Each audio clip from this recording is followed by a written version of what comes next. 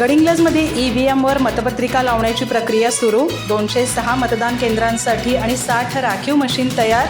जिल्हा परिषद आणि पंचायत समिती निवडणुकीसाठी तयारी अंतिम टप्प्यात.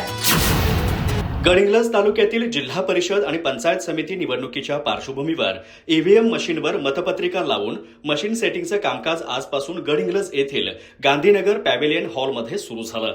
एकूण 206 मतदान केंद्रांसाठी वापरण्यात येणारी ईव्हीएम मशीन तसेच 60 राखीव मशीन तयार करण्यात येत आहेत. गडिंग्लज तालुक्यातील 5 जिल्हा परिषद गट आणि 10 पंचायत समिती गणांसाठी ही निवडणूक प्रक्रिया सुरू असून मतदान सुरळीत आणि पारदर्शक पद्धतीने पार पाडण्यासाठी ही महत्वाची तयारी करण्यात येत आहे.